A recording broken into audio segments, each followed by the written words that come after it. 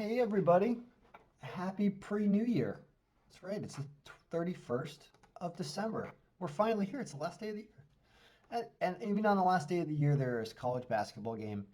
And some of the college basketball games actually have some fans there. I saw some games last night and there were fans. There were people. People looked like they were screaming and caring about the game. Isn't it great?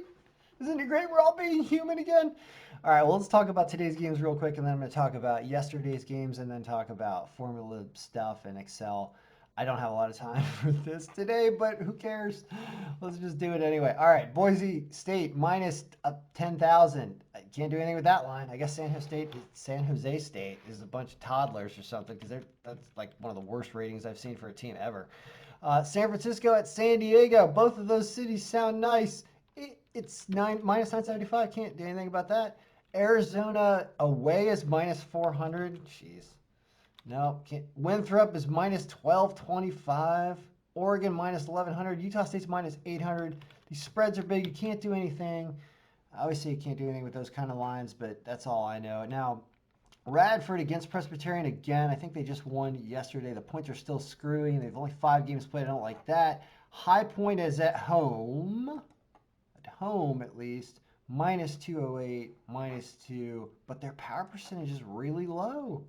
So they're probably going to win this game, but they're not a great team. So be prepared for some nail biting is essentially what's going on here. And I wouldn't trust them minus 4.5 because of this 7%.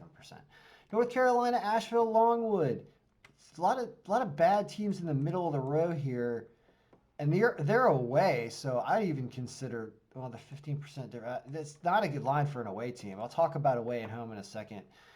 USC Colorado. All right, now here USC is slightly better according to us. Point projection is real close. 6 games for USC. They're minus 1.5. They're minus 127. This seems like a decent game because they are at home, and you're going to see why home teams win a lot. I like that there's a lot of home going on right here. I like this, even though the percentage margins are low. Although apparently I remember Northern Arizona, Idaho. Yeah, why doesn't Idaho beat Northern Arizona at home? They should, right? That's probably a really good line. Northern Arizona is really bad. They only beat Denver, who's also terrible. All right, New Mexico, Nevada plus 200. This game's super close.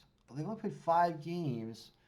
All right, so there's some interesting stuff down here that you could throw all together in a round robin with some decent lines. USC minus 27 is an okay line for this game at home. That's okay. And UCLA's minus 290 is not really. That's 420. Ha. I mean, and I wouldn't. That's against Minnesota's playing really well. What are Minnesota's odds? Minnesota is plus 360. Consider this. Minnesota's playing great. I know Wisconsin's an awesome team, but Minnesota has been playing. They knocked off a couple big teams recently. They knocked off Iowa, and then I think they knocked off Michigan. Somebody else. We had them as a pick of the day. That's interesting there. All right. Anyway, I'm gonna. Actually, this is a good segue. So I just talked about those games today in 3.5 minutes. Is there a pick of the day? The pick of the day. Margin cuts off right here is where it flips. I think the pick of the day. All right. Oh, wow, a negative 17% team. Idaho's really bad, huh? We have them favored, though. I think that Idaho at home at plus 145 is a great line. It's way down here, but look at how it's consistent in every facet of what the algorithm says. The algorithm says, yeah, Idaho's really bad, but Northern Arizona is really badder. And the point projections agree. So if there are any injuries or player stats that are current that are contributing to this that are helpful, they still push Idaho to win this game. They've played at least 5 games. Usually the team that's played fewer games is underreported in this, so it means Idaho might even be a little better than this. So why not take them at plus 145 or plus 3.5? I think the plus 145 because home teams win so much. I'm going to make Idaho to win at 145 my pick of the day. I'm going to ignore the 3.5, which is not advisable on a round robin or a parlay bet. But this is such a great line as a team that's supposed to win that I have to say it's the pick of the day. All right, given that that's the pick of the day, let's talk about yesterday. Let's talk about something else. Yesterday was an enormous day. There were 38, 37, I think, games that ended up getting recorded in here. 37 games, okay? Now, we didn't go 37-37 because we look at games, we call it a win when the margin, this thing right here, is greater than 0. That means that we're favoring the team on the left. So we say margin, percent margin, which is right there, is greater than 0. And you see that we went 23-14 yesterday, which is the 37 games that we're talking about. And what contributed to that and what happened? Well, good amount of wins up top. St. Bonaventure lost to Rhode Island, but they had only played 2 games up to that point. They have 3 now, but they played 2 before that. And I said, you can't trust a team with 2 games. So that's not a problem that loss there. It makes sense that the algorithm didn't have enough information yet. Gardner, Webb, that's a clean loss there. There's no reason we should have lost that game, although they were away. So, all right, let's look at home and away. This is the point of why I brought this up. I want to see interesting sortings of things because like down here, like I said in yesterday's video, you should play a lot of these home games up in here, except for like Furman or somebody who hadn't played any games yet. Somebody who hadn't played anything, or maybe they were on the road. Point is I said to grab a lot of these down here because the lines were decent. Like everything except for this -1,000 was okay. So that would be Georgia from all the way to Davidson. And the answer is they didn't all win. It looks like they went 6-4 about. But a lot of them won. Look at what happened with the away teams, though. Right? Tons of losses here with these ones with decent lines. Like we only go 2-5. Away teams just like Portland doesn't do anything. Penn State actually took this game to overtime and covered the spread. They're a stronger power, as you can see. See how the stronger powers are winning on the road, but the weaker powers are all losing. So weak power percentage on the road means, like this is the only one that won was Austin Peay over Tennessee State. And that at least had a higher margin. But down here where the comparisons between the two teams are really close, if the team on the road has a really low margin, bad news, right?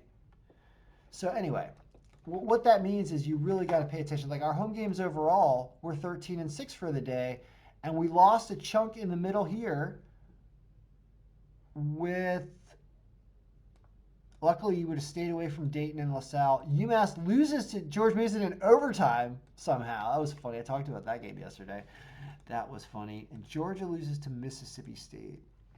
But let's talk about the pick of the day and why it was a pretty good day yesterday and why you should have won money. I didn't bet at all, but I think I would have won money had I bet because of what I said to play. So Eastern Kentucky, I said, was the pick of the day, -3.5. They covered the spread. They won this game 61.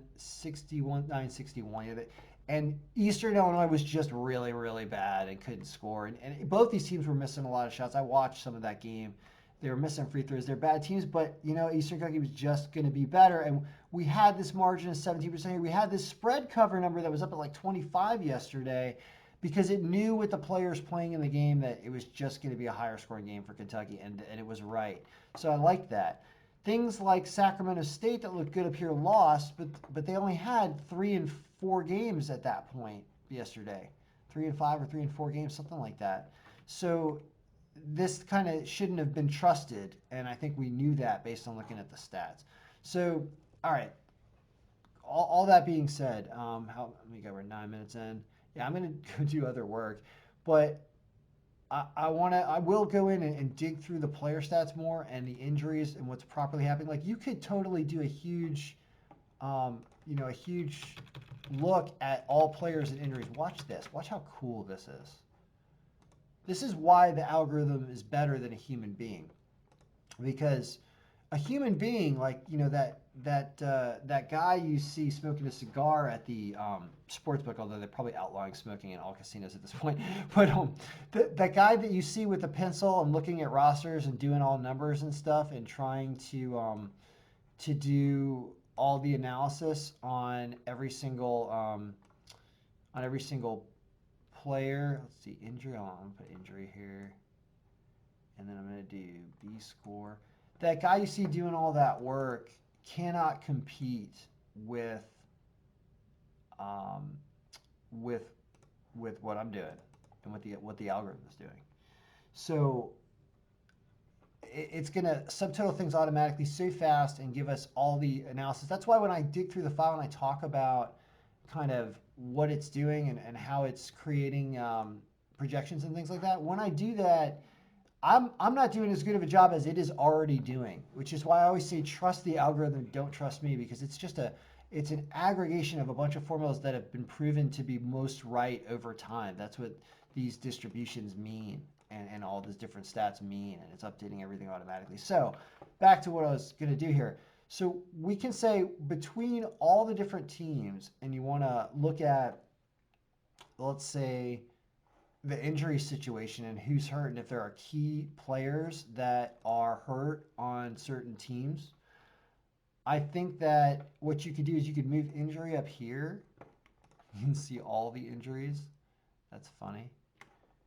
Let's see here. This would give you a injury distribution graph, but it's not a great way of looking at it.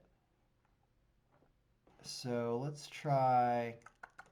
We're going to get there in a second. I'm going to show you how we can say if there are key injuries on any team that's playing today or something, how we could really mess around with that. All right, so let's put up a slicer for injuries, okay? And these are going to show us all the different injuries that have been recorded in the massive injury report. What we're going to do is we're going to say that everybody who's playing is fine, so we don't have to care about them because that's standard and the algorithm would know that. So let's remove everybody playing and show you just all the injuries. So these are everybody's injuries. And we're going to show you who's hurting the most and who has the most impactful injuries right now, descending by sum of B score. The answer is nobody. Is that right? Is that right? Really? Wait a minute. Oh, maybe it's because these people haven't played much. So what's going on here is, I'll do it this way. So points, yeah, all these players that are hurt are making hardly any impact. Given that, interesting, there are no major injuries that are impacting anybody of any relevance. Maybe it's because they've been hurt for the whole season. How is that possible? Let's change that number format up a little bit. See if we can find any numbers in here. Are you serious? Everybody's a 0? That's astonishing. I had not done this. Let's look at the people that are playing. This is summing up contributions of player percentage. Like Brandon McKissick is apparently a really good player on Missouri, Kansas City. I know like on Iowa, like Luke Garza is really good. Like you can sort this by player and it'll show you how it views most players. Let's see here, descending. No, let's do it by this. By name. See, I don't mind going through a long video to talk about the programming that goes into this and why it's awesome. That's not working for some reason because this is supposed to be in a descending order. Why is it doing that? What happens if we do this? Sort, more sort options, descend, oh, by this, sorry. Okay, Xavier Johnson is apparently the best player ever. Who do you play for, Xavier? Let's find the answer to that. Do you play for Xavier? No, Xavier, what? Has been traded 3 times? Oh, crap. Oh, crap. No, actually, it's not a problem. It's on 3 different teams. No, it's not a problem. Never mind. I thought this was adding up the same name 3 times. I don't think it is. Or is it? Is it? That might be a problem. You know what? I got to fix this. I have to end this video. I think actually we might be adding up the same name 3 times. Let's find out. On Pittsburgh, Xavier Johnson. So these are basketball players with the exact same name.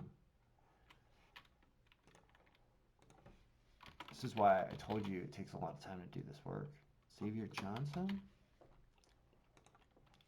All right, so all these Xaviers are apparently good players from Chicago State, Pittsburgh, and George Mason. They all have reasonable scores. They're pretty good players.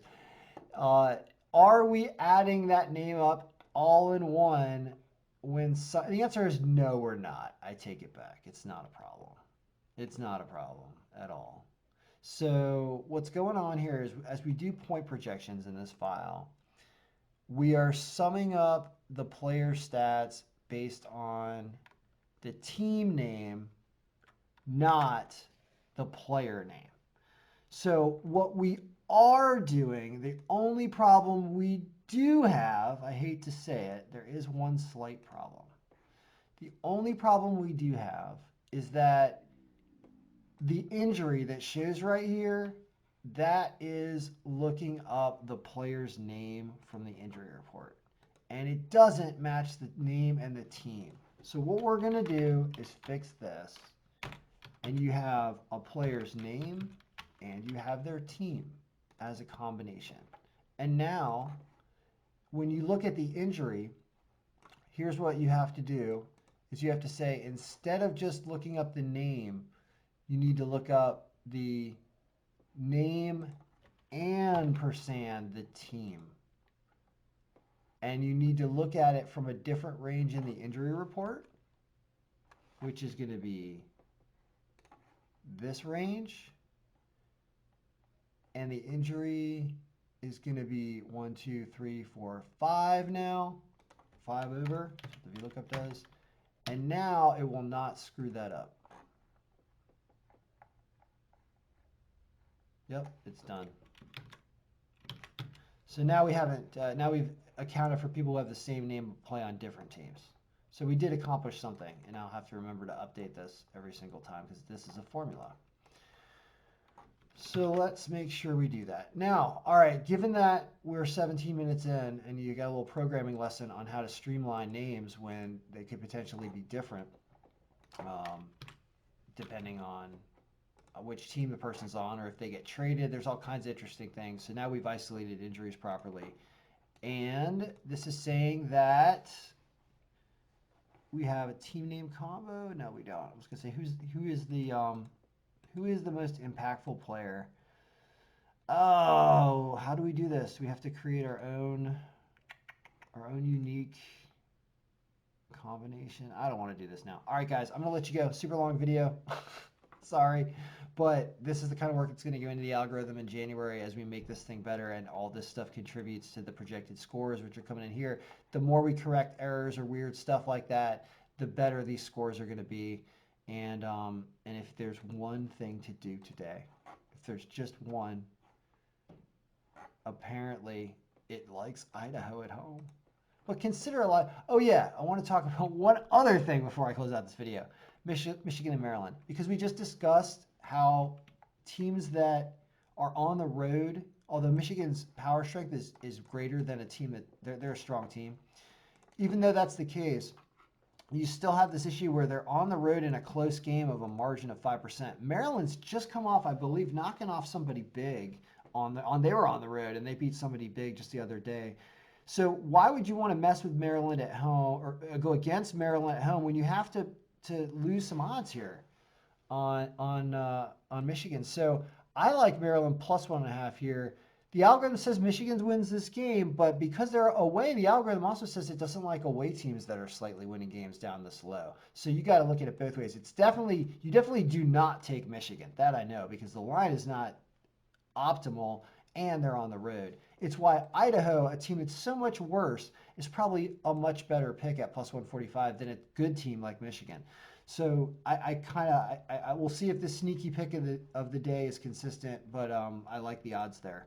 I mean, do you do New Mexico and Nevada? The answer is, well, here you have Nevada, which must at least a better team than Northern Arizona.